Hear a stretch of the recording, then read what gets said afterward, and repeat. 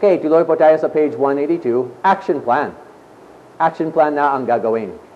So yung prinsipyo, samantalahin ang bawat pagkakataon, pinag-aralan na. Nauunawaan na natin ang mabuti. Ngayon, isasagawa sa church talaga. Planuhin natin kung paano ito ay gagamitin talaga. So dito po sa action plan, number 1, pray muna.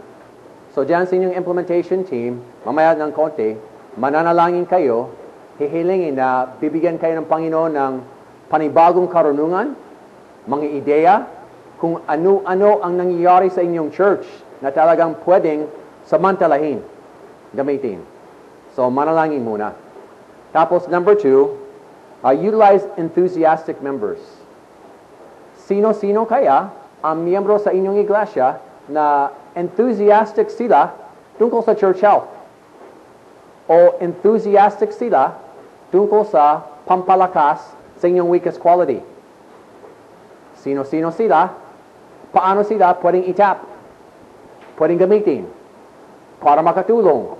Para gamitin ang puwersa nila para sa health ng church nyo. Okay, so please pause the video for 8 minutes para manalangin sa team, tapos para pag-usapan ng number 2, enthusiastic members.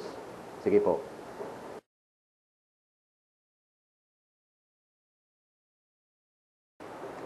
Okay, kung hindi nyo natapos ang inyong action plan tungkol sa enthusiastic members, okay lang, sa next implementation team meeting, pwedeng itong ipatuloy, at least nagsimula ngayon. Pero ngayon, dadako tayo sa number 3, redirect negative members. Meron po ba kayong negative members sa inyong iglesia? Marami po ba? Maraming pagkakataon. Maraming pagkakataon. So ang kailangan natin gawin, hanapin natin sa church, sino-sino ang resistant. Ayaw nilang sumunod sa yung leadership ng church, may programa, may direction. Tapos, meron mga miyembro, resistant sila. O, mukhang marami kayong talagang ganyan.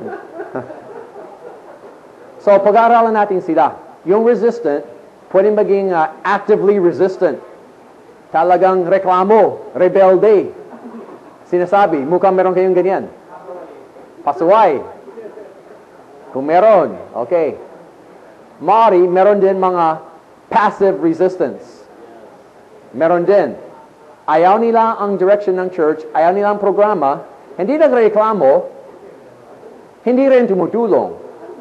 Ayaw, di na lang pinapansin. Ayaw nilang sumama. So, bahala na kayo. Resistance din yan. Negatibo din yan. So, paano pa rin natin gamitin itong negative puwersa? Samantalahin ang pagkakataon. Ang magandang isipin ay, what do we have in common with these people? Malimit, hindi purong laban ang lahat ng ideya nila. Malimit, if we look deeply enough, sa maraming pagkakataon, ang layunin natin na gusto natin mangyari, ang layunin nila, sa maraming pagkakataon, parehong layunin. Kaya lang, ang paraan natin ay ganito, ang paraan nila ay paganyan.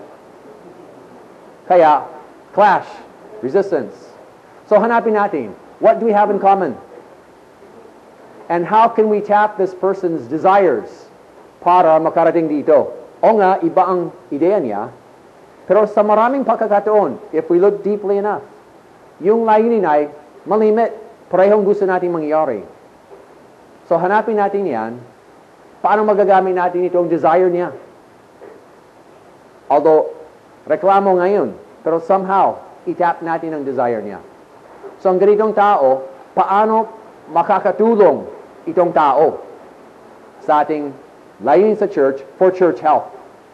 Paano makakatulong itong mga negatibong tao for the health of our church? Ayun po ang pag-usapan natin ngayon. Yun. Please pause the video for 7 minutes.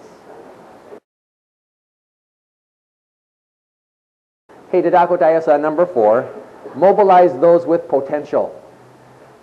So, sino-sino kaya sa inyong church, sino mga tao, meron silang potential para mas makatulong sa church health. Meron silang potential.